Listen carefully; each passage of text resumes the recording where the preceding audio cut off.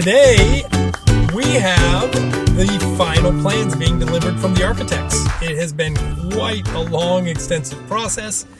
Today, we get all the blueprints, all the digital renderings, all the plans for every single building that we're putting up, and the master plan for where everything goes, where we can start to dig the pools, and we can finally start to build. So we're very excited. Let's have a look and let's see what we've got.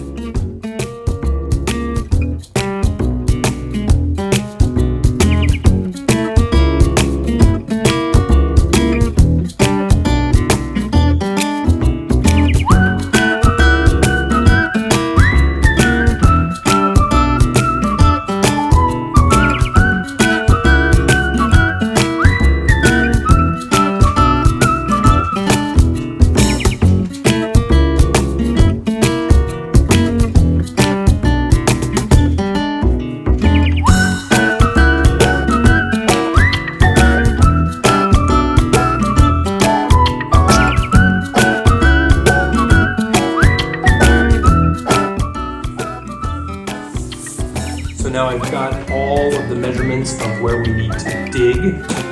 Let's get to work. So I haven't been filming every week, and then we come here to show you the progress, but we're just about finished now. About to finish the third side of the wall. So this is it, just the last stretch right here. We just need to complete these holes, and that will be it. I'm gonna make it about half size and half of it with stone, and then we're going to fill the rest with palitos. Just be kind of nice for the aesthetic. So the guys are still here late, and this is what it's looking like.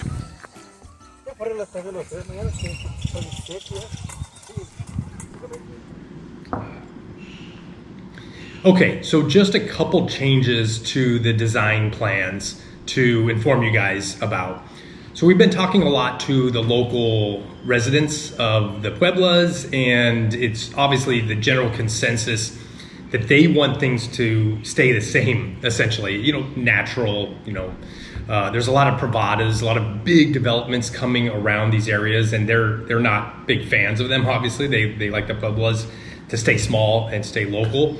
All these giant communities do create jobs for them, but they really want the Pueblas to stay the same, which is great because that's what we're doing is creating a small, self-sustainable, plan ourselves. So that really works well, and they're very excited about our project. But Martina and I just kind of got the feeling that the shipping containers would just be really out of place. That's not a natural build for them. There's nothing like that. That's very modern, urban, industrial. We just didn't feel like it was right for this project right now. So what that means is my container bar is going to have to wait, unfortunately, for another time, another place. But we're excited. So we're playing with different ideas about creating more of a natural type bar, and same thing with the fitness center, movement center. We're not doing the shipping container for that as well. So we're going to create more open, like maybe palapa builds. We have some renderings here. We're not sold on these particular ideas, but it's going to be something similar to this. The other change that we've added to the kitchen out back of the palapa is we're opening up a large window for serving, so we can have a counter space right there so people don't have to actually enter the palapa to eat. I like the idea of just being able to open up the window and whip out some tacos and throw them out on the counter for people to grab up. So those are the changes, and cool. Today, officially, the wall should be done. So now that the wall is done, I'm going to be meeting with Carlos. And Carlos, if you remember, is the guy with the retros, the big diggers. We're going to go over all of the architect's blueprint plans to make sure we have everything exactly where it needs to be on the land, and bring the retro in on Monday and actually start to dig out the pools for the land. So it's getting really exciting.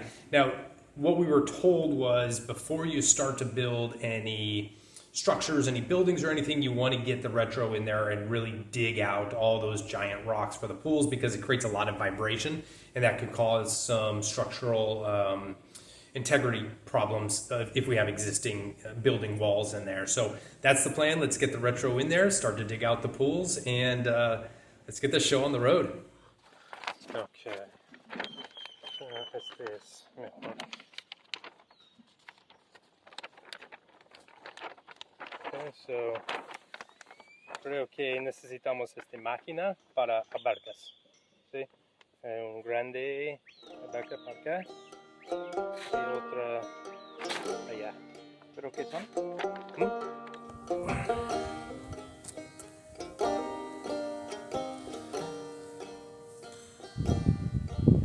All right, so I'm a little deflated now after talking to Carlos and Seppi. Looks like we overlooked something very important, and that is the zero level of the ground. So Seppi and his guys did a calculation from where the zero level was from the street, which is the street level. And it turns out it's about 50 centimeters higher than our current land is. So what that means is, in order to avoid all of the flooding that occurs with the heavy rains of the rainy season here, we're going to need to bring all of our land up 50 centimeters at least, and then for the buildings we'll need to take those up another 15 to 20 centimeters. So what that means is we are going to have to import a lot of dirt and rocks, which is going to be another big expense, and also time as well. So it is what it is. I mean, we're making mistakes left and right as we go, and we expected this, but still, it doesn't discount the fact that it's a little deflating. We were getting so close to actually building, and now we're gonna have to wait until we get some of these calculations done before we can bring the retro in to start digging the pool. And also what that means is we've spent so much time and expense to get this beautiful wall put up, but now if the land comes up 50 centimeters, now our wall isn't going to be quite as big anymore, so we're going to have to probably extend the wall up a little bit higher as well. So that's it. That's the update. It's kind of it sucks to finish the week with this new realization. So I'm going to go home, regroup, have a cerveza, and we'll tackle this next week.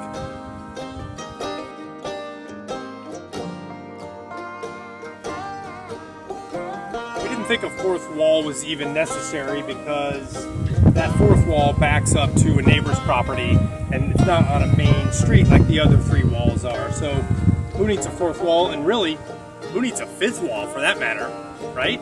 I mean, what do you think?